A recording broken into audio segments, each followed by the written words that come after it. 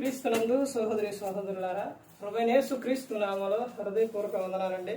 ముందుగా ఇంత మంచి సమయాన్ని ఇచ్చిన తండ్రైన దేవునికి ప్రభువైన క్రీస్తు ద్వారా కృతజ్ఞతాస్తుతులు చెల్లిస్తున్నానండి. అందరూ బాగున్నారండి? వాక్యం చదువుకొని ప్రార్థన చేసుకున్న తర్వాత పాటలోనికి వెళదామండి. యోహాను గారు రాసిన సువార్త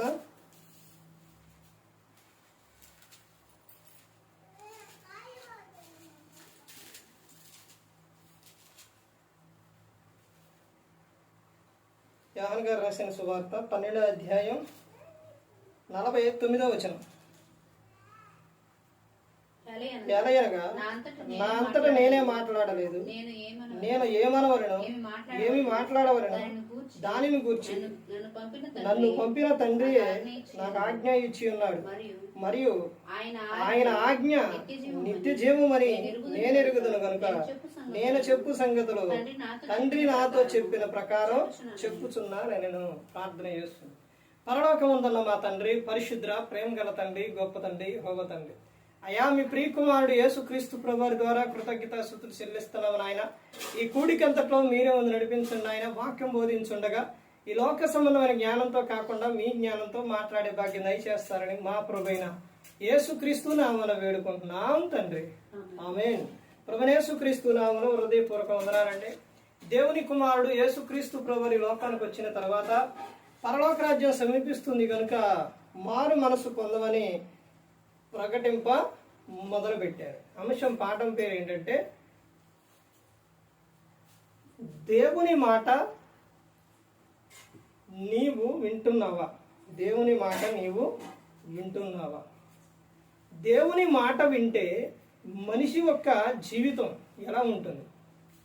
యేసుక్రీస్తు ప్రభువారు ఈ లోకానికి వచ్చిన తర్వాత ఆయన చెప్పిన ప్రతి ఒక్క మాట కూడా ఆ మాట ఎవరు చెప్పమంటే చెప్పారు అని అంటే తండ్రి అయిన దేవుడు చెప్పమన్న మాట యేసుక్రీస్తు ప్రభువారు చెప్పి ఉన్నారు. ఇక్కడ ఏమని చెప్తున్నారని అంటే ఎలగనగా నా అంతటా నేనే మాట్లాడలేదు. ఎవరు చెప్తున్న విషయం? యేసుక్రీస్తు ప్రభువారు చెబుతున్న విషయం. యేసుక్రీస్తు ప్రభువారు చెబుతున్న విషయం ఏంటి అని అంటే నా అంతటా నేను మాట్లాడలేదు. మరి నేను మాట్లాడుతున్న మాటలు ఎవరు చెప్పమన్నాయని చెప్తున్నారని అంటే నేను ఏమనవలనో ఏమి మాట్లాడవలనో దానిని గురించి నన్ను పంపిన తండ్రియే నాకు ఆజ్ఞ ఇచ్చి ఉన్నాడు. తండ్రి చెప్పమన్న మాటలే నేను చెబుతున్నాను. నా సొంత మాటలు కాదు, నా ఆలోచన ప్రకారం కాదు. యేసుక్రీస్తు ప్రభువారు చెబుతున్న విషయాలండి. తండ్రి ఆజ్ఞ ఇచ్చిన మాట చెప్పమన్న మాటే యేసుక్రీస్తు ప్రభువారు చెప్పారు. దేవుని మాట నువ్వు వింటే జీవితం ఎలా ఉంటుంది? దేవుడు చెప్పే ఒక మాట ఏంటి? దేవుని మాట అసలు ఏంటి? ఆయన ఏం చెప్తున్నారో చూడండి. అక్కడ ఏమని చెప్తున్నారో, మరియు ఆయన ఆజ్ఞ నిత్య జీవమని నేను ఎరుగుదును. ఆయన ఆజ్ఞ అలాంటిదంట, నిత్య జీవం. నేను ఎరుగుదును కనుక నేను చెప్పు సంగతులు తండ్రి నాతో చెప్పిన మాటలు, ఆ మాటలు ఎలాంటివి అని అంటే నిత్య జీవపు మాటలు. దేవుని మాట ఎలాంటిదనంటే నిన్ను బాగు చేసే మాట. దేవుని మాట శక్తివంతమైన మాట. దేవుని మాట నిన్ను నిత్య జీవం చేర్చే మాట. ఈ లోకం శాశ్వతం కాదు, శాశ్వతమైన లోకం పరలోకం. ఆ పరలోకంలో నువ్వు ఉండాలనే దేవుడు కోరుకున్నాడు. ఈ మాటలో ఇదిగో నా ప్రజలకు, నా పిల్లలకు ప్రకటించు అని చెబుతున్నారు. దేవుడు ఎంత ప్రేమించారు అంటే దేవుడు లోకాన్ని ఎంతో ప్రేమించారు. ఒక సేవకుడైన విశ్వాస విషయాల్లో ఎలా పడితే అలా మాట్లాడకూడదు. అలా మాట్లాడితే ఏం జరుగుతుందో తెలుసండి. ఎందుకనంటే దేవుడు అందరినీ ప్రేమిస్తున్నారు. ప్రతి ఒక్కరిని ఆయన ప్రేమిస్తున్నారు. మోషే గారు పాలు తేనె ప్రవహించే దాంట్లో ఎందుకు వెళ్ళలేదు? ఎందుకు ప్రవేశించలేదు? అందులో ఒక మాట ఏంటో తెలుసండి. ఏంటి ఆ మాట? ఆయన ఎందుకు అందులో ప్రవేశించలేదంటే ఆ ద్రోహులారా అని అనండి. 3 విషయాలు పోయినసారి చెప్పాను. మూడు విషయాల్లో ఒక మాట ఏంటంటే అక్కడున్న ప్రజలను ఏమండో ద్రోహులారా. దేవుని పిల్లలను ఎలా పడితే అలా మాట్లాడితే దేవుడు ఊరుకోడండి. ఎందుకనంటే మనిషి ఎవరు అని అంటే దేవుని పోలిక, దేవుని స్వరూపం, దేవుని సొత్తు, దేవుని ప్రజలు, దేవుని దాసులు. అలాంటప్పుడు ఒక వ్యక్తి ఇంకో వ్యక్తిని అలాంటి మాటలు మాట్లాడితే ఆయన ఊరుకోరు. దేవుని మాట నువ్వు వింటే పరలోకం చేరతావు. దేవుడు చెబుతున్న మాట దేవుడే ఎలా చెబుతున్నారండి, దేవుడు ఎలా మాట్లాడుతున్నారనండి అని అంటే వాక్యం ద్వారా దేవుడు మాట్లాడతారు. తర్వాత ఆయన ఇంకా ఎలా మాట్లాడతారంటే సేవకుని ద్వారా మాట్లాడతారు, పరిస్థితుల ద్వారా ఆయన మాట్లాడతారు. ప్రతి ఒక్క సందర్భంలో దేవుడు నీతో మాట్లాడాలనే ఆయన కోరుకుంటున్నారు. దేవుని మాట ఎలాంటిది అని అంటే నిత్య జీవమునిచ్చే ఒక మాట, నిన్ను పరలోకం చేర్చే మాట. ఆయన ఇక్కడ చెబుతున్న విషయం చూడండి. మరియు ఆయన ఆజ్ఞ నిత్య జీవమని నేను ఎరుగుదును గనుక నేను చెప్పు సంగతులను తండ్రి నాతో చెప్పిన ప్రకారం చెప్పుచున్నాను. తండ్రి నన్ను చెప్పమన్న మాట ఇది నేను చెబుతున్నానని యేసుక్రీస్తు ప్రభువు చెబుతున్నాడు. ఆయన మాట వింటే, దేవుని మాట వింటే మన జీవితం ఎలా ఉంటుందనంటే అద్భుతంగా ఉంటుందండి. నీటి కాలునయ నాటబడిన మొక్క ఎలా పచ్చగా ఉంటుందో అలాగే దేవుని మాట విన్న వ్యక్తి ఆయన ఎలా ఆ మొక్క ఎలాగైతే పచ్చగా ఉంటుందో, ఏ సమయంలోనైనా ఏ కాలంలోనైనా చూడండి, నీరు వెళ్ళే అక్కడ ఉన్న మొక్క ఎండాకాలం అయినా ఏ కాలమైనా కానీ పచ్చగానే ఉంటుంది. అలాగే నీరు లేని చోట మొక్క ఎండిపోతుంది. అలాగే దేవుని మాట విన్న వ్యక్తి వాని జీవితం ఫలిస్తుంది, అభివృద్ధి చెందుతుంది. అసలు అది ఎప్పుడు కూడా ఎల్లప్పుడూ కూడా ఒకరోజు కాదండి, నీ జీవితకాలం అంతా కూడా నువ్వు ఎలా ఉంటావనంటే ఆ మొక్క ఎలా పచ్చగా ఉంటుంది అలాగే ఉంటుంది. భక్తులే ఎంతో మంది చెప్పారండి, ధనవంతులు పిల్లలైనా దరిద్రులయ్యారు కానీ, లేకపోతే ఎవరి పిల్లలైనా కానీ భిక్షమడుకోట నేను చూశాను కానీ దేవుని నమ్మిన వారు దేవుని పిల్లలు భిక్షం ఎత్తుకొనుట నేను ఎక్కడా చూడలేదు అని భక్తులే చెప్పారు. సింహపు పిల్లలు ఆకలి కొనును కానీ యెహోవాను ఆశ్రయించు వారికి ఏ మేలు పొదువయ్యి ఉండదు అంట. చూశారండి, దేవుని మాట వింటే నీ జీవితం ఎల్లప్పుడూ కూడా నీరు ఎలాగైతే జలం ఉండిద్దండి. ఇప్పుడు కనపడడం లేదే కానీ, ఇప్పుడు తీయట్లేదు కానీ, ఒకప్పుడు యాకోబు గారు రాసిన పత్రికలో ఉంటుంది. అంటే అది 4కు సంబంధమైన విషయం. ఇప్పుడు ఏరు వాగు ఉండిద్దండి, అందులో ఉసికి తీస్తే ఏమొచ్చిద్ది? నీరు వచ్చింది. అలాగే నీ జీవితం ఎప్పుడు కూడా అట్ట బుబ్బుకుతూనే ఉంటుంది అనమాట. అలా ఇంకా ఎలా ఉంటుందంటే నీ గిన్నె ఎప్పుడు కూడా నిండి పొర్లుచుండిద్ది అనమాట. ఎప్పుడు కూడా అలా ఉంటుంది. ఎప్పుడు దేవుని మాట నువ్వు వింటే అలా నీ జీవితం అద్భుతంగా ఉంటుంది. ఇక్కడ యేసుక్రీస్తు ప్రభువారే ఈ లోకానికి వచ్చిన తర్వాత అసలు ఆయనే మనకు మాదిరండి. అండి, యేసుక్రీస్తు ప్రభువారికి ఏం తక్కువ? పవర్ లేదా, శక్తి లేదా, అధికారం లేదా? ఎలాంటి అధికారం ఉందో తెలుసండి యేసుక్రీస్తు ప్రభువారికి?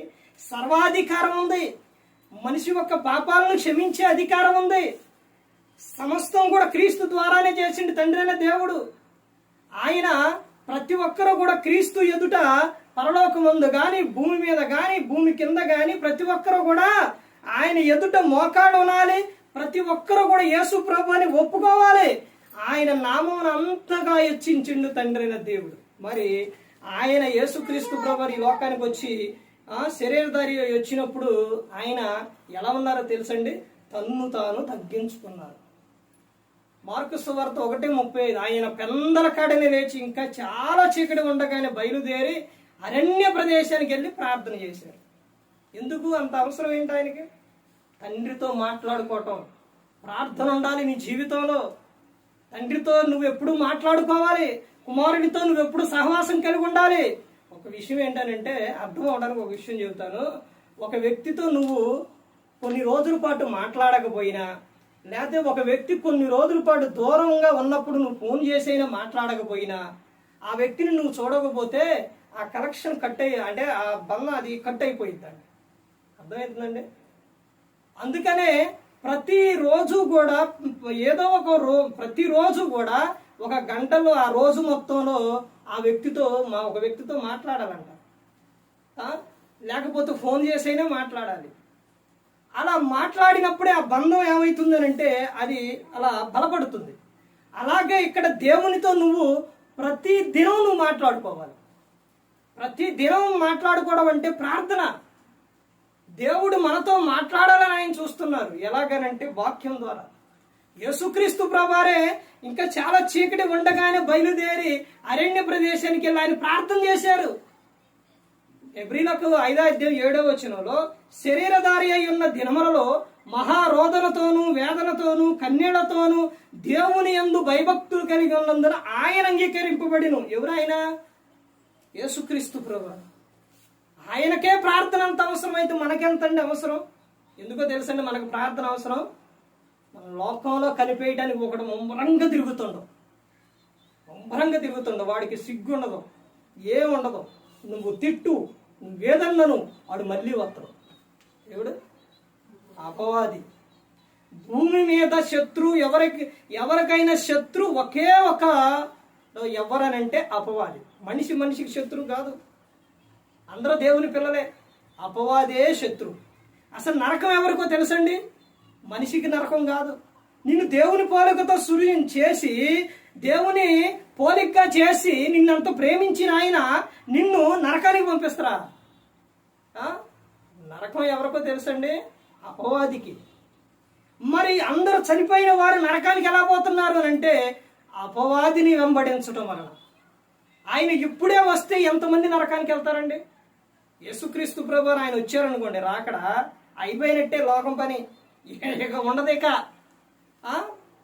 అందుకని ఆయన రాకడ ఏం చేస్తున్నారు? పేతురు గారు రాసిన పత్రికలో ఉంటుంది. పేతురు గారు చెబుతూ ఉంటే అందరూ అంటారనమాట, ఏమనంటే ఏరయ్యా ఎప్పుడు వస్తారు? వస్తారని చెబుతున్నారు. ఎప్పుడు వస్తారు? అప్పుడు పేతురు గారు చెబుతారు కదా, కొందరు ఆలస్యమని ఎంచుకున్నట్లు మాట ఇచ్చిన ఆయన నమ్మదగిన ఆయన వస్తారు. ఎందుకు ఆలస్యం చేస్తున్నారంటే అందరి పట్ల ఏం చూపిస్తుండో? దీర్ఘశాంతం చూపిస్తాడు. ఎందుకనంటే అందరూ అంతటా ఏం పొందాలి అని అంటే మారు మనసు పొందాలి, పరలోకం చేరాలి.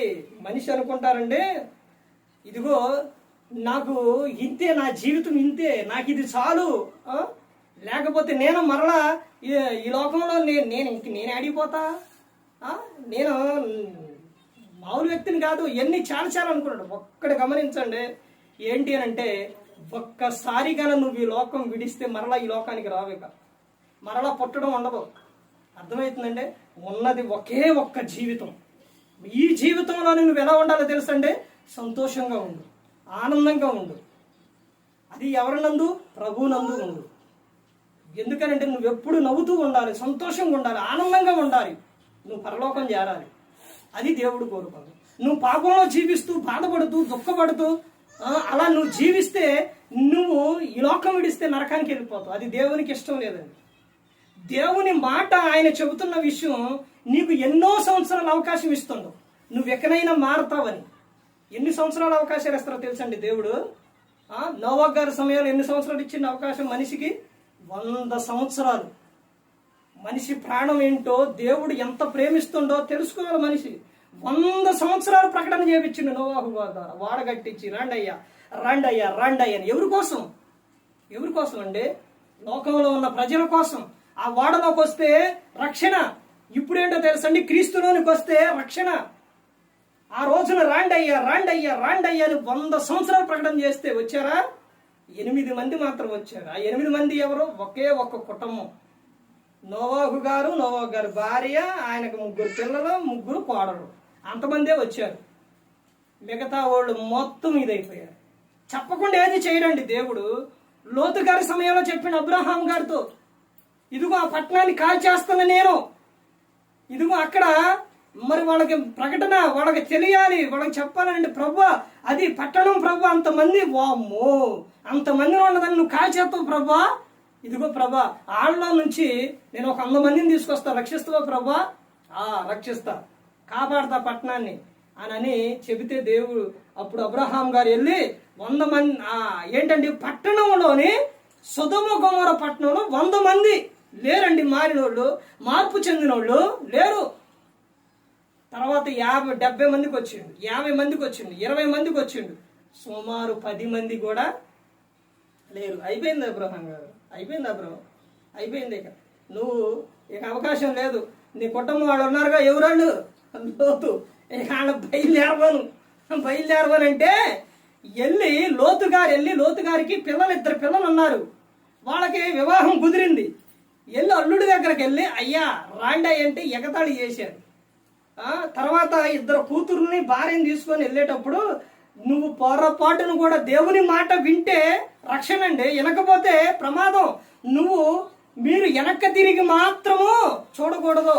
అప్పుడు చెప్పిన మాట అది, ఇప్పుడు చెప్పిన మాట ఇది. దేవుల్లోకి వచ్చిన తర్వాత మరలా నువ్వు వెనక్కి తిరిగి చూడకూడదు. అక్కడ వెనక్కి తిరిగి చూడకూడదయ్యా, వద్దయ్యానని చెబితే లోతు గారు భార్య ఏం చేసిందండి? ఊరేమైంది, ఊర్లో ఆ ఇల్లు ఏమైంది, ఆ ఇంటిలో ఉన్న కొండ ఏమైంది, కొండ ఆ ఉట్టి ఏమైంది, ఉట్టి మీద కొండ ఏమైంది, ఇవన్నీ ఏమైపోయినాయి అని వెనక్కి తిరిగి చూసింది. ఆ స్త్రీకి ఇంకా ఆశలు ఏముంటాయండి? ఇక అయ్యే ఉంటాయి. వెనక్కి తిరిగి చూసింది, ఏమైపోయింది? ఉప్పు స్తంభం అయిపోయింది. ఇప్పటికే ఉంది ఇశ్రాయేలు దేశం. ఇదంతా రియల్గా జరిగిన విషయాలండి. అగ్ని గంధకాలతో కాల్చిన పట్టణం ఇప్పటికీ కూడా మొక్క కూడా మొలవదంట. దేవుడు చేసేది అలా ఉంటుందండి. దేవుని మాట వింటే నీ జీవితం ఎల్లప్పుడూ ఆనందంగా సంతోషం ఉంటుంది. ఆయన ఆజ్ఞ ఏంటంట? నిత్య జీవం. నువ్వు నిత్యం జీవించుండాలని దేవుడు కోరుకుంటున్నారు. ఏముందండి లోకంలో? ఏముంది? 91 కీర్తనలో చెప్పిండు 2వ వచనంలో, నరులారా తిరిగి వచ్చేయండి. ఎంతంట ఆయుష్కాలం? 70 లేక 80 సంవత్సరాలు. అంతకు మించి 70, 80 వచ్చి కాయాల్సిన దుఃఖమే. అర్థమవుతుందంటే ఈ క్షణికమైన జీవితం కోసం 70, 80 సంవత్సరాల కోసం నువ్వు నీ జీవితాన్ని ఎందుకు బాధ పెట్టుకుంటావు? ఈ రోజున ఒక ప్రాంతానికి నేను సువార్తకి వెళితే ఆడ సంతోషం లేదండి. ఎందుకు లేదో తెలుసండి? మంచి యవనస్తుడు ఆయన, మంచి టాలెంట్ ఉంది, చక్కగా ఉంది, అందరికీ నేర్పిండు. ఆ తర్వాత మంచివాడు అన్న పేరు కూడా ఉంది. కానీ ఏమి లేదు, మనిషి లేడు. ఇన్ని ఉన్నాయి, ఏమి లేడు, మనిషి లేడు. ఎందుకో చెప్పండి? తమ జీవితాన్ని, తమ దేహాన్ని పాడు చేసుకోండి. నీ దేహం దేవుడు దెసలోనికి రాసిన పత్రికలో అపోస్తలుడైన పౌలు గారు చెబుతారు, ఇదిగో మీరు మారారు. క్రీస్తు రాకడ సమయంలో మీ ఆత్మ, మీ దేహం మీ శరీరం ఎలా ఉండాలంటే నిందారహితముగాను ఉండాలి అని చెప్పారు. అంటే రెండిటిని కాపాడుకోవాలని చెప్పారు. ఆ యవనస్తుడు యవ్వన ప్రాయంలోనండి, ఇక పెళ్లి చేద్దాం అనుకోండి, 30 సంవత్సరాలు పెళ్లి చేద్దాం అనుకునే సమయంలో మందుకు బానిస అయిపోయి తాగేసి యవ్వనంలోనే తన జీవితాన్ని పాడు చేసుకుని దేహం అంతా పాడైపోయింది, తన అవయవాలు పాడైపోయినాయి. ఎంత దూరం తిప్పినా కానీ ప్రయోజనం లేకుండా పోయింది. మొన్న బుధవారం నాడే వెళ్ళిపోయింది. ఇక కుటుంబం పరిస్థితి చూడండి, బంధువులు ఎంత బాధపడుతున్నారు. ఒకసారి దేవుడిచ్చిన అవయవాలు పాడైతే డాక్టర్ వల్ల కూడా కొన్ని కాదండి. ఆమె ఎవరండి అంటే నేను ఎక్కువ ఎలాంటి చెప్పనులే కానీ అర్థం అవడానికి చెబుతున్నాను. ఒకనాడు సినిమా హీరోయిన్, తర్వాత ఆమె ఎవరంటే తమిళనాడు ముఖ్యమంత్రి జయలలిత గారు. ఆమె అబ్బో ఆమె దగ్గర అంటండి ఆమె ఆస్తి అవి మొత్తం కూడా ఎంతో బంగారం, అవన్నీ చెప్పులు, ఎంత డబ్బు, ఆస్తి, వాటి గురించి ఎప్పుడైతే బాగా చెబుతారు. అన్నీ ఉన్నాయి. అన్నీ ఉన్నప్పుడు ఆమె అనారోగ్యం వచ్చినప్పుడు ఇతర దేశాల నుంచి డాక్టర్ని తీసుకొచ్చి వైద్యం చేయించారంట. సపరేట్గా హెలికాప్టర్ విమానాలు పెట్టి తీసుకొచ్చి ఆమెకి వైద్యం చేయించారంట. అయినా కానీ ఉందండావా? దేవుడు గన ఒక్కసారి నీ అవయవాల్లో ఏదైనా పాడైతే ఎక్కడి నుంచి తీసుకొచ్చినా ఎంత దూరం పోయినా డాక్టర్ల వల్ల కూడా కాదు, ఎవరి వల్ల కూడా కాదండి. అర్థమైందండి? అందుకని దేవుడిచ్చిన నీ దేహాన్ని కాపాడుకో. నీ దేహం ఎవరిదో తెలుసా? దేవుని ఆలయం, పరిశుద్ధాత్మకు నిలయమై ఉంది. నీ దేహము పాడైతే నువ్వేం చేయగలుగుతావు? కాలుకి దెబ్బ తగిలిందండి, ఉదాహరణ చెబుతున్నాను. ఆత్మ బాగానే ఉంది, ఇప్పుడు కాలుకి దెబ్బ తగిలింది. ఆ కాలుని అది